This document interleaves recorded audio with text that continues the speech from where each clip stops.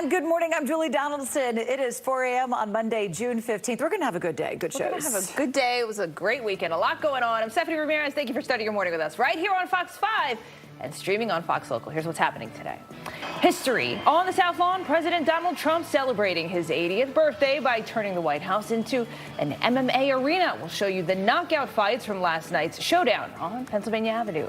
Plus, shaking up the race for D.C. mayor a day before the primary. Frontrunner Janice Lewis-George in the hot seat and facing thousands of dollars in campaign fines. Her top opponent, Kenyon McDuffie, weighing in on the bombshell ruling as voters get ready to head to the polls. And an urgent search on the Potomac is set to resume this morning after a swimmer vanishes underwater near Great Falls. We're live with an update on the search conditions.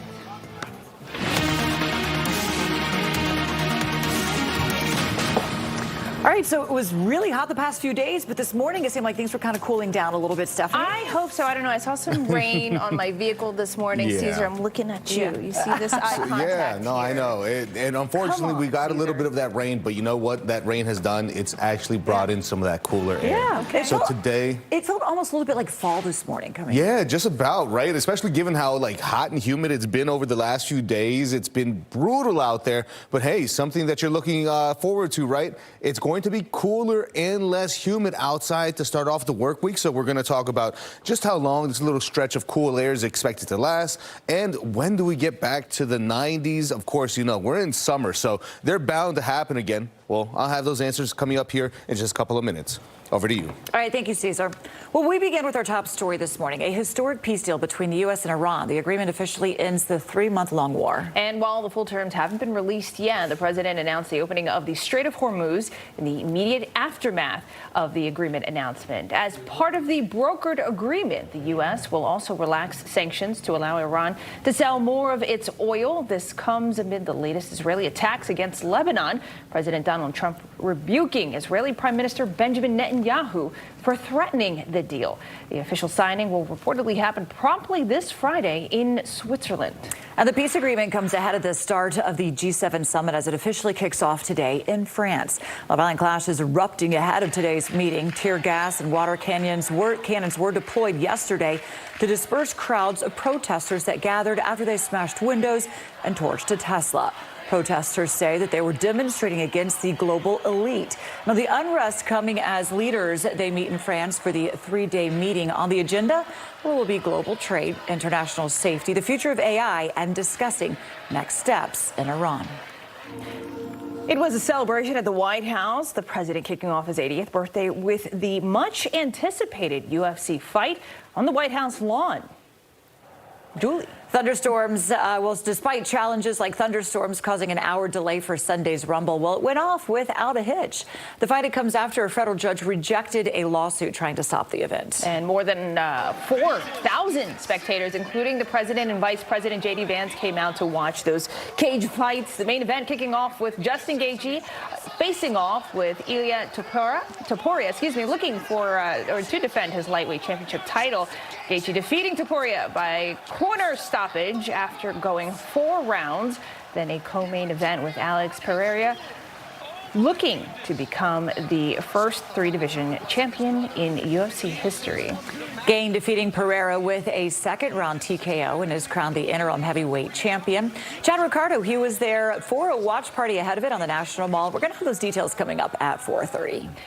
And Fox 5 is your home for primary election coverage. That's just 1 day away now until voters head to the polls. All right, so we're going to get straight out to Fox 5's Melanie Alnwick as she is down in the newsroom with a preview. Good morning, Mel. Good morning. And Tuesday's election will be a first for the District of Columbia, using ranked choice voting to choose a new mayor, new council members, and a new delegate to Congress. The ranked choice voting system allows voters to rank candidates in order of preference instead of selecting just one. If a candidate does not get 50% of the votes, the candidate with the fewest votes will be cut, and then the rest of the votes will be redistributed until there is a winner.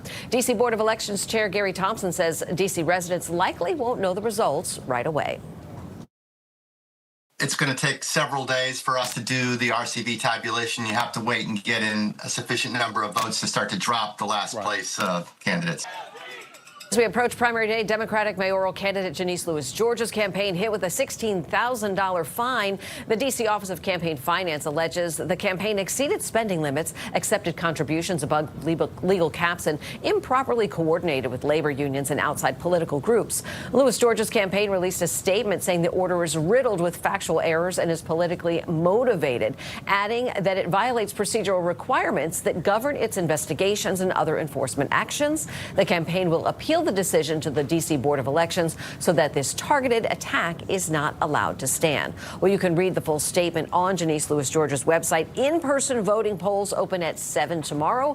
Mail-in ballots must be postmarked by Tuesday, June 16th as well. Stephanie? All right, thank you for that information, Mel. And Lewis George's campaign says that she was unavailable to join Fox 5 over the weekend, but we have extended that invitation for today as well.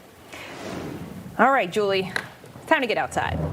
Yeah, it is. Getting our weather and traffic here on the 5s and taking a look from the National Harbor down at the Capitol Wheel, all lit up beautiful ahead of America's 250. It doesn't normally say that. No, it doesn't. But you're like, we're going all out for 250 this year, Stephanie. We are getting even closer to it. Look, it's even lit up as the American flag. The things that they can do in that Capitol Wheel, Caesar. It's certainly really, really cool to see all that. I love the ones where it says Fox 5. Yeah, when those are the we're best. on. Right? You know, I've not seen that yet. It's always so much fun to see that. So it's like, wow, we get a little shout out, and it's on Fox 5 as well. So I think that's always a cool thing. But something that wasn't cool, yesterday's temperatures. Look at this. Most of us were well into the 90s. And yes, DCA, we got to read a temperature of 96 degrees. It was humid. That's what really caused some of those storms, right? The heat, the humidity, and then that cold front that slid through. So for the most part right now, we are still feeling a little bit on the warmer side of things, right? Most of us still seeing temperatures right around some of those 50s, some 60s, and even some 70s a little further down in towards southern Maryland and parts of Virginia. But this is expected to continue, right? That little gradual drop in temperatures because we do have that cold front sliding through our area that really did help initiate a lot of those storms yesterday. But now what it's doing is bringing in a much cooler northwesterly flow that's going to help us in the temperature department. So as you head out the door, well, morning commute, you could expect to see temperatures sitting around the upper 60s, maybe again still low 70s. And then by the time we're starting to head home, well, you could expect to see barely most of our temperatures hitting the low 80s,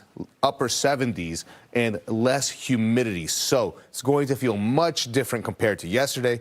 We're going to talk again about how long this nice little stretch of almost spring, fall-like weather is going to last here in our June. But hey, I'll have those details with the 7-day forecast at 4:15. But let's take a look at traffic now. Inner and outer loop right now over in McLean. Construction closes the off-ramp to the southbound GW Parkway at the moment. You can see that you have to follow the posted detours, but at least things are moving along smoothly there. Now, as we hop over towards the next graphic, there we go. 270 southbound, not much really to talk about there. Things are moving smoothly. Between 70 and the Beltway, it's at about 28 minutes for your drive time. Then the outer loop right here, drive time between 95 and 270 is at about 8 minutes. Back to you. Well, let's check in on our top stories this morning. The search expected to continue for a missing swimmer near Great Falls this morning. Well, the search was suspended late last night after hours of efforts by dozens of first responders from Maryland and Virginia. They searched by land, boat, and air, but they were just unable to find the missing man. Fox 5's Maureen Ume will have the latest in the search in the next half hour. Meanwhile, D.C. police investigating how a man died after he was pulled from the Anacostia River. Fire and EMS responding around 9 Saturday morning on M Street in Southeast. The victim was not breathing and pronounced dead on the scene. Police are still trying to figure out just what led up to his death. D.C. police are investigating the fatal shooting of a 30-year-old Alexandria man killed in Southeast D.C. The shooting happened at around 3:20 yesterday morning in a parking lot on E Street. Officers found Andre Herndon dead at the scene. Another man also shot. That victim was taken to the hospital and is expected to be okay. A $25,000 reward for information leading to an arrest is being offered. D.C. police investigating a separate shooting in Southeast. Around 12:30 yesterday morning, police say that a man was shot and killed at Langston Place. Now, few details have been released on the victim and no word yet on any suspects. So if you do have information, well, you are asked to call police. And also, D.C. police arrested a Northwest D.C. man in a burglary from last week. 32-year-old Kevin Freeman, accused of destroying the patio of a Northwest establishment, stealing property and taking off. This happened early Thursday morning on Florida Avenue. Police saying Freeman was arrested without incident and charged with burglary 2. 12 people dead after a plane carrying skydivers crashed in Missouri. Officials say everyone on board was killed, including the pilot. Missouri State Highway Patrol says it happened near the Butler Memorial Airport, just south of Kansas City. Investigators say it was a private plane. No word on what caused the plane to go down. NTSB officials, they are investigating. Senator Mitch McConnell's back in the hospital for an undisclosed health issue. Now, a spokesperson says that he was admitted yesterday morning and, quote, receiving excellent care. The longest-serving Senate party leader in U.S. history was previously hospitalized for 8 days earlier this year after experiencing flu-like symptoms. Now, the 84-year-old announced last February that he would not seek re-election and would retire when his current term ends in January of next year. Well, it was a big weekend for sports. We're going to break down the history that was made on the basketball court and then the victory that happened on ice as well. So much going on. Yeah. Plus, inside the plan to charge data centers for the energy they use. We know a lot of people are paying attention to that. We'll be right back.